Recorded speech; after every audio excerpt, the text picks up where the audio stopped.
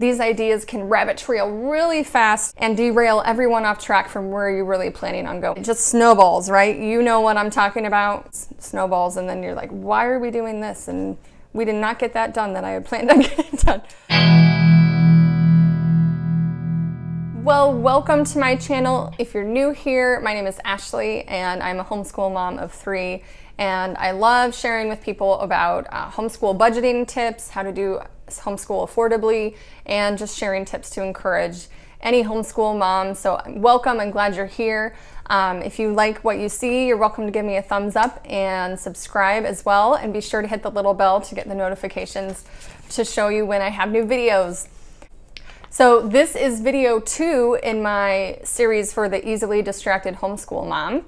And I'm so excited to talk about this topic. Like, guys, this has been such a fun series to do, and I'm glad you're here. If you missed that first video, I'll link it up here, and I'll put it in the description box below. And you can check out that first video that explained mostly the introduction to the series, about who I am and why I'm doing that, and the first best tip that I can give you as a easily distracted homeschool mom. Okay, so I'm gonna go ahead and jump in. I want to share with you my second best tip for the easily distracted homeschool mom. So guys, I believe that one of the big reasons that we are easily distracted is because of the myriad of ideas that come to us all day, every day. So if you're like me, my brain can connect from one thing to the next in like 0.25 seconds. And as this person's talking over here, I can get an idea over here that was connected somehow, and then I'm like, ooh, that's a great idea, right? Do you ever think throughout your day, like, that would be cool if, right? I can't tell you how many times that thought goes through my mind a day. It's more than a dozen, or I don't know, so many times. That would be cool if, that would be cool if. Yeah, so many times throughout the day. So if you're like me, you get lots of ideas. Don't get me wrong, on one hand, having lots of ideas is a good thing. It's what makes us a very cool homeschool mom. Like, for example, let's say you're in the middle of lessons and everybody's really grumpy and it's a beautiful day outside, and then you suddenly shout, everyone get your shoes on, we're going to the park, you know, and everyone's like, yay! And then you all go to the park in the middle of the day because you can, because you're homeschooling, right? And then everybody's spirits get lifted and you come back and then finish your lessons with a little more gusto and enthusiasm, as long as you don't do that every day, right guys? But this is where your amazing ideas can be fun and a real lifesaver for your day. But other times, these ideas can rabbit trail really fast and derail everyone off track from where you're really planning on going. And it just snowballs, right? You know what I'm talking about. It just snowballs, and then you're like, why are we doing this? And we did not get that done that I had planned on getting done. So here we go. So what do we do with all these ideas, right? What do we do with all these ideas? Are you ready for it? It is, dun dun dun dun, prioritize your ideas. Ding! Making my own sound effects today for some reason. Well, my first thought is to first get a notebook, but it doesn't have to be a notebook. It could be sticky notes, an app on your phone, or whiteboard. You know, whiteboards are great. I love whiteboards. I have them all over my house. This is what you can, I mentioned this in my first video about Mystie and her Simply Convivial website, and she does simplified organization. She does the Work the Plan e-course, but she calls this a brain dump. She likes to sit down and have a time where you just throw out all your ideas onto your paper at one point in time. But I feel like for moms like us who are easily distracted, we never really have that dedicated time to sit and do that. And we really can't do that because there's things coming to our mind all the time, constantly. So have the sticky notes or your phone near you throughout the day, especially when you're doing homeschool, or your notebook that you have close to you if you don't lose it. I was looking for my notebook the other day and I couldn't find it. So I've lost my little notebook that I usually carry around with me. Just a little insider scoop there. But I do have my phone with me usually, and I don't often lose that. And write these ideas down as they come. That's what I use my phone for. I open my notes app and I just type in really quick what I was thinking or whatever. So that way I can come back to it later and it doesn't derail me from what I was in the moment trying to focus on. So as you write down these ideas, when you do get a chance to look at these ideas, the second thing that I like to do is think big picture from there. Okay, so here's how we think big picture. If you're like me, you love thinking big picture. That's your favorite thing to do of the day. So ask yourself these questions. What are my goals for my homeschool for this year? What are my goals for this season? What are my goals for this week even? You can go as simple and short as week, which I do fairly often, which helps me break the big picture down into little chunks. When I get an idea, I hold it up to the goal and I say, does this fall in line with my goals? Hello, idea. Do you fall in line with my goals? I ask it that. If it does, we either do it, like the going to the park that encourages my children to get outside, get playing, that falls in line with my goals. So we either just do it right then, or it goes on the calendar or the to-do list, and I know that it will get done as the time comes, and I don't have to do it right there in that moment.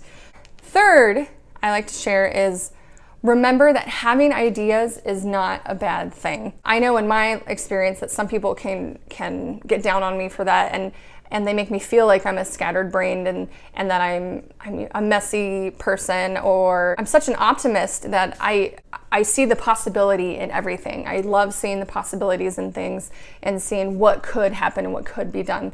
So I think that's a good thing. That is definitely a strength for me, and that some people in our lives do need that from us. And don't let people squash that in you, because you might have some realists in your life, whether it be family members, a spouse, or friends, that try to squash you and say, oh, too many ideas, oh, and like they can't keep up with you, or you know what I mean, you know what I'm talking about. So remind yourself that being an ideas optimistic person is not a bad thing, and that you have a gift that needs to be shared with those around you. On the other hand, it needs to be a skill that is honed and harnessed and not just let run amok, right? So that is something that I've learned about this part of me being an easily distracted mom. So the point is, it's just making sure that you don't let these ideas distract you from what you should be focusing on in the moment. So that's what the point is for that. So that is what I mean by not letting your ideas, derail you and get you off focus and all that. Okay, so let me go back to talking about prioritizing your ideas. This is the nuts and bolts, guys. This is the fun part. When we have all these ideas popping up in our minds throughout the day, right? We start writing them down and collecting them on sticky notes or whiteboards or whatever. You do need to set aside some time, maybe before you go to sleep at night, or maybe first thing in the morning when you wake up. And you look at these ideas and, you think, okay, some of these are really, really good ideas, and some of these are kind of good ideas, and some of these are not really good ideas, which I'll admit, guys, is really hard for me to admit. I usually think all my ideas are brilliant, right? But sometimes they're not, and I just have to humble myself and realize that not all ideas are good ideas, or not all ideas are plausible or possible, or, So one of the good things to help prioritize is, number one, talk to your spouse or your family. That has helped me a ton, especially with my husband being the realist. I come up with an idea and I'm like, let's do this big thing. And then he's like, well, are you sure we have this, or do we have time? Or sometimes he'll flat out tell me it's not a good idea. And I used to take that personally, but as we've grown in our marriage, I've realized, okay, he's kind of like my barometer to help me gauge on where I really should be putting my energies at. So he's been really good at that. So find a person in your life, if you're not married or whatnot, but find a person in your life who can be that barometer to help you bounce off your ideas and tell you which ones are real, good, solid, real ones. The other thing is the goals, like I mentioned before. What are your goals and how do these ideas line up with them? And that's how you can prioritize them. This one lines up with my goals really, really well. It hits every point perfectly. So yes, that is an idea you really, really want to do and accomplish. Then on the other hand, you might have things that may not be as important or imperative for you to do for your family right now. Maybe it is something for another day or another season. And that's been hard for me to understand because, especially having a season with small children. My youngest is 2, almost 3 right now, and my oldest is 7, almost 8. And so my children are still fairly young, and I realized I've had to lay down some of these ideas I've had to use for another season as my children get older, because I just get super excited for the next best thing. And sometimes I realize that it's just not for now. It's not a no for sure, it's a just not for now. And I don't get down on myself that much anymore with that. I'm able to write these ideas down and just come back and dream with them a little bit. I'm moving into other stages and seasons now, and now I'm just rambling, so I think I'm done with that. I really hope this helps you prioritize your ideas and helps you stay focused in your homeschool day when you get distracted. So if you have any ideas on how you prioritize all these thoughts that come in your mind, or how you stay focused as an easily distracted homeschool mom, put them in the comments below and I will go through them, and I'm so excited to chat with you guys about this. So thank you for watching. Please make sure you hit the notification bell so you can get notified when my next video comes out in this series, and I will see you guys next time.